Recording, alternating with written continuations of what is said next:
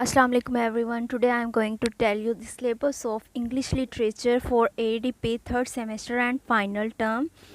For the students who are doing ADP from Islamia University of Bahawalpur, let's start. First short story is A Hunger Artist. Second story is An Old Man with Enormous Wings. Number 3 is A Cup of Tea. And number 4 is Three Strangers. Number 5 is Three Questions. And number 6 is Eveline.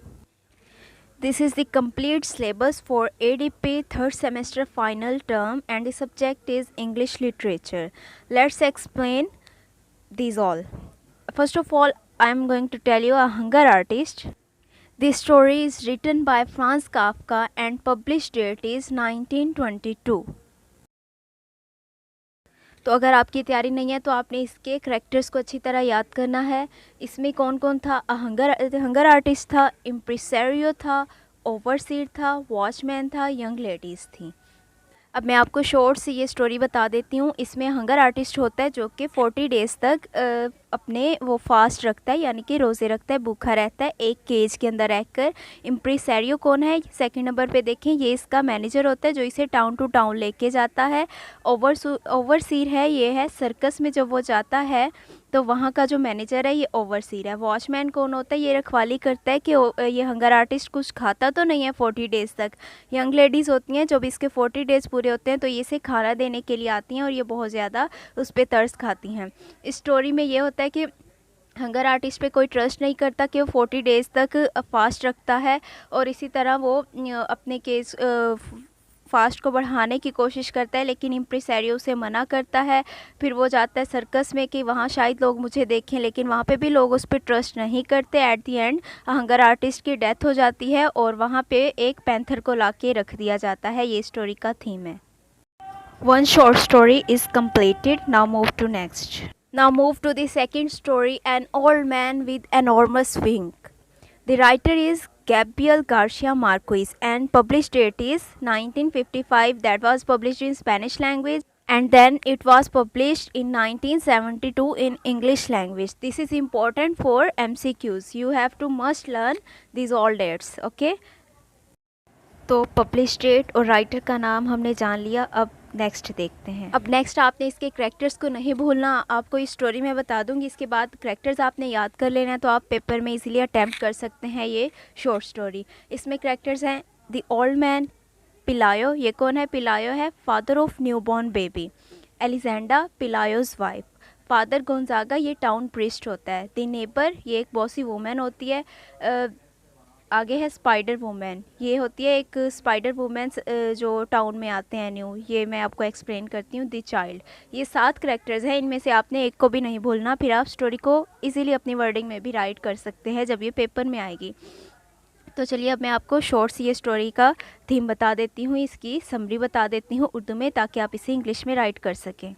तो सबसे पहले मैं बताने चाह रही हूँ पिलायो. ये जो होता है बहुत ज़्यादा दिनों के बाद बारिश स्टॉप हुई होती है तो उनके घर में क्रैब्स आ गए होते हैं. पिलायो जो है क्रैब्स को फेंकने के लिए समंदर के पास जाता है. वहाँ वो देखता है कि एक ओल्ड मैन है जिसके विंग्स हैं, वो बैठा हुआ है. तो वो उसे घर ले आता है. लिजेंडा जो कि पिलायो की वाइफ है, वो उसे देख के बहुत ज़्यादा हैरान होती है. वो कहती है कि ये किस तरह का है.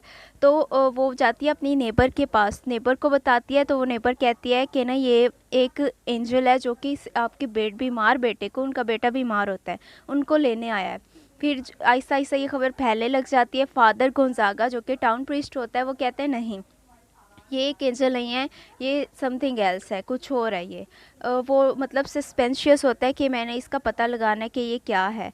ठीक है, सब इसी में होते हैं. ये लोग बहुत ज़्यादा अट्रैक्ट होते हैं एन ओल्ड मैन की तरफ. तो इसके साथ फिर क्या होता है कि जो एलिजेंडा है वो डिसाइड करती है कि मैं ना अब इनसे चार्ज लूँगी. इस तरह वो उनसे चार्ज लेती है ओल्ड मैन को दिखाने के लिए. तो फिर वो बहुत ज़्यादा रिच हो जाती है और उनका जो होता है ना वो न्यू घर ले लेते हैं अपना, उसमें शिफ्ट हो जाते हैं.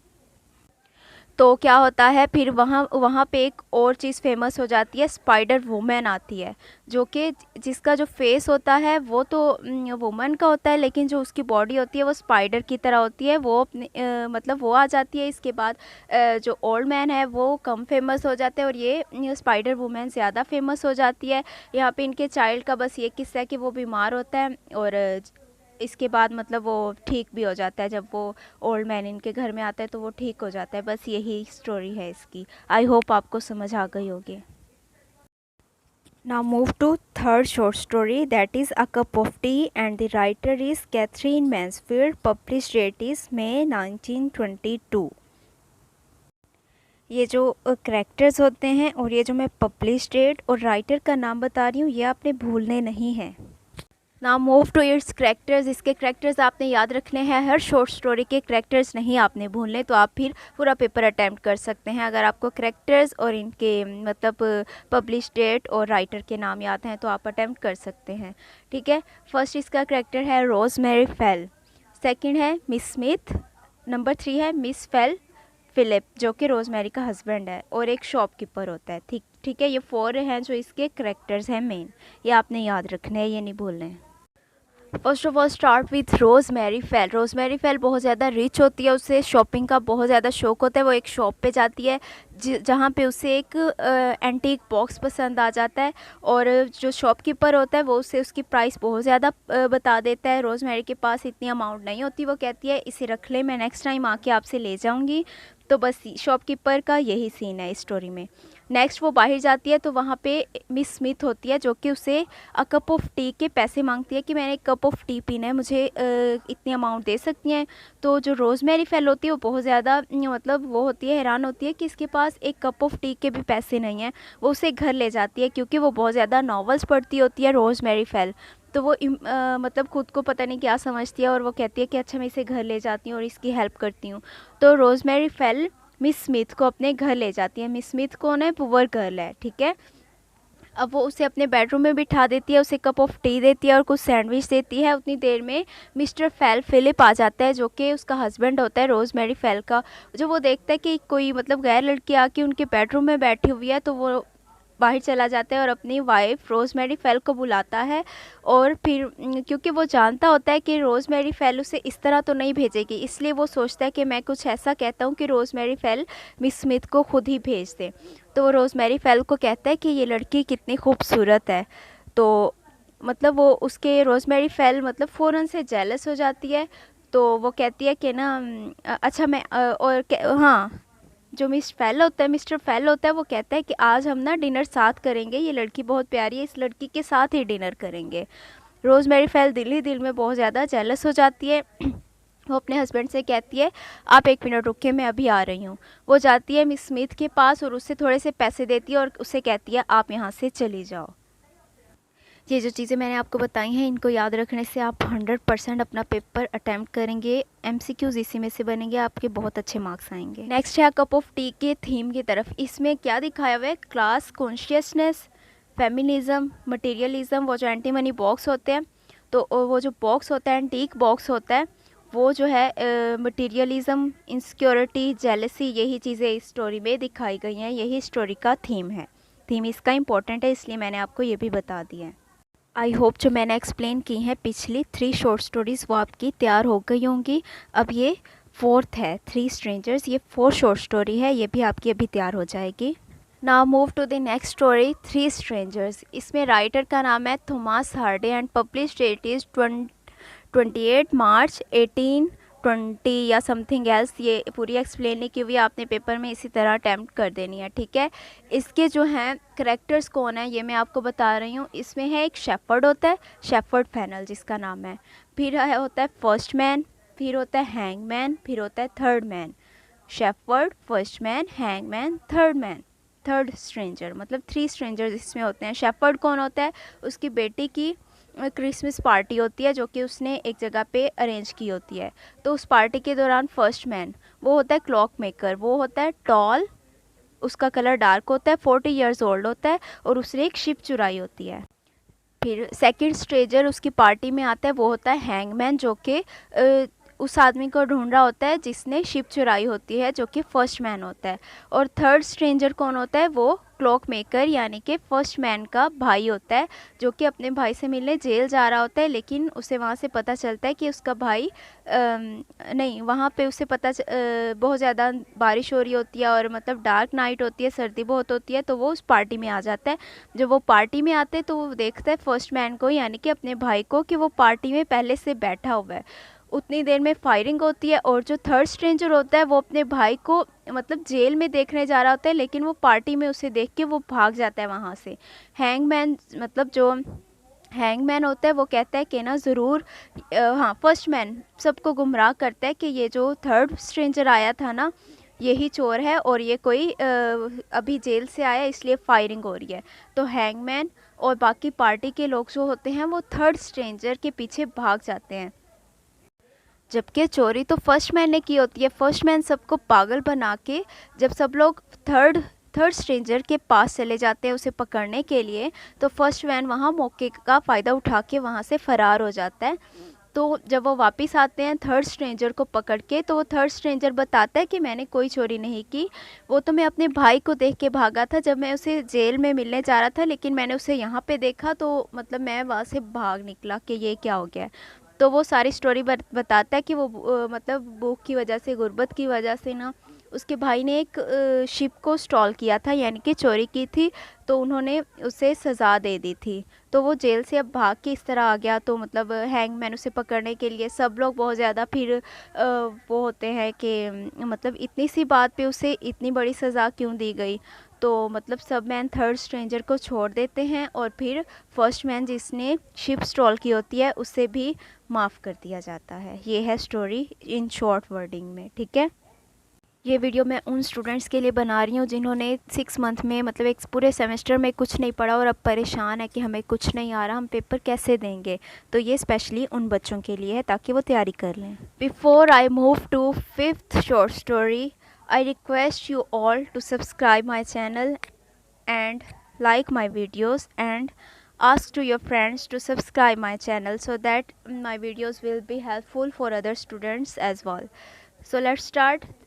The 5th story is the 3 questions. ये रशियन राइटर ने राइट की हुई है जिसका नाम है लियो टॉल्स्टॉय।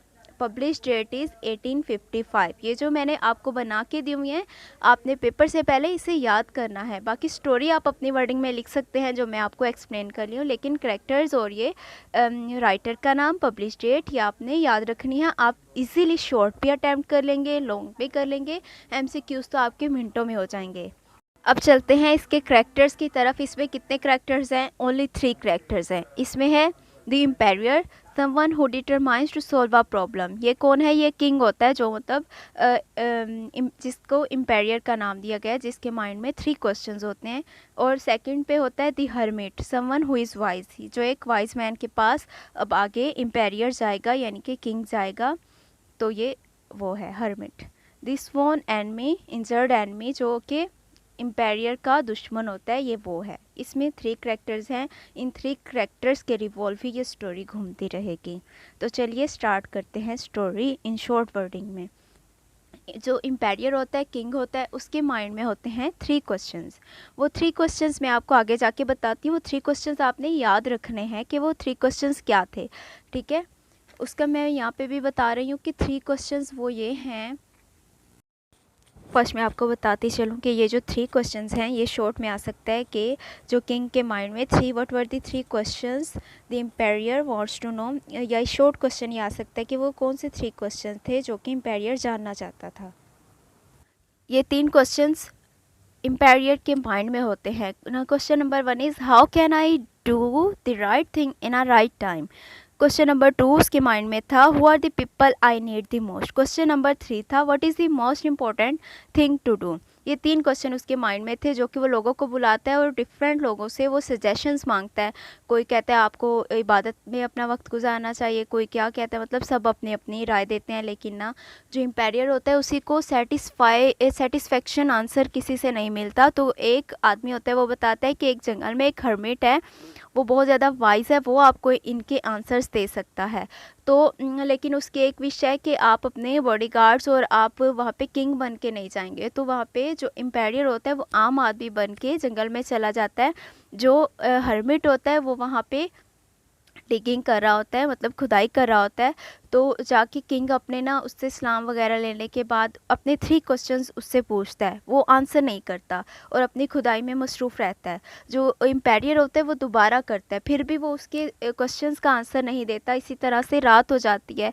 तो ना जो होता है एम्पायर होता है वो कहता है चले मैं आपके साथ ना खुदाई करवाता हूँ। खुदाई करवाते करवाते रात हो जाती है, तो वो वहीं पे हर्मिट के साथ ही सो जाता है।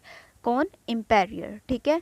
अब जो होता है लोगों को पता चलता है वहाँ पे एक उसका दुश्मन होता है एम्पायर का, वो वहाँ पे छुपा होता है कि जैसे ही किंग निकलेगा मैं उस पर अटैक करूँगा। क्योंकि उन्होंने जल्दी घर वापस आना होता है, उसका बॉडीगार्ड बाहर इंतज़ार कर रहा होता है।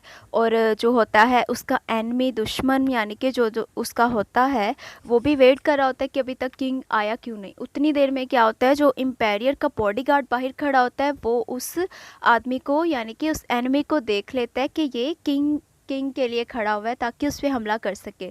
जो उसका बॉडीगार्ड होता है वो उसे ज़ख्मी कर देता है और ज़ख्मी हालत में वो जल्दी से फ़रार होता है वहाँ पे और उसी झोंपड़ी में आ जाता है जहाँ पे हर्मिट होते हैं, एम्पायर होता है। तो वहाँ जब जैसे ही वो एम्पायर देखता है कि ये ज़ख्मी आदमी है, वो जल्दी जल्दी से उसे लेटाता है। उसका ब्लड बहुत ज़्यादा निकल रहा होता है, वो उसका मतलब उसे उसका ट्रीटमेंट करता है और वो ठीक हो जाता है। जो उसका दुश्मन होता है कहता है कि मैं तो इसको जान से मारने के लिए आया था और ये कितना अच्छा है। वो उससे माफ़ी मांगता है और उसे होल स्टोरी बता देता है कि मैं आपको मारने के लिए आया था, आपने एक बार हमारी मतलब ज़मीन रख ली थी और मतलब हमारे दरमियान झगड़ा हुआ था, और तो इसलिए मैं आपसे बदला लेने के लिए आया था। तो जो किंग होता है वो उसे कहता है कि जो मैंने आपसे आपकी ज़मीन ली थी वो मैं आपको वापस कर दूंगा, और मतलब कि दोनों में सुलह सफाई हो जाती है। फिर हर्मिट उसके 3 क्वेश्चंस का जवाब देता है। How can I do the right thing in a right time. उसने कहा कि जो राइट टाइम था वो था रात का। ठीक है। What are who are the people I need the most, ये भी इसका क्वेश्चन है। अब तुम खुद ही समझ लो कि किस वक्त में तुम्हें कौन सा काम करना चाहिए। यानी कि उसने जब अपने एनिमी को उसका इलाज किया, वो मतलब वही उसका जो था इम्पोर्टेंट थिंग टू डू थी। मतलब उसके तीनों क्वेश्चंस के आंसर वो उसी बात पे गौर करने, मतलब वो लेट क्यों हुआ, राइट टाइम क्या था और उसे क्या करना चाहिए था। मतलब इसका ये है थीम कि जो कुछ भी है वो आपका आज है, मतलब कल नहीं है। And the last short story is Eveline. Writer is James Joyce.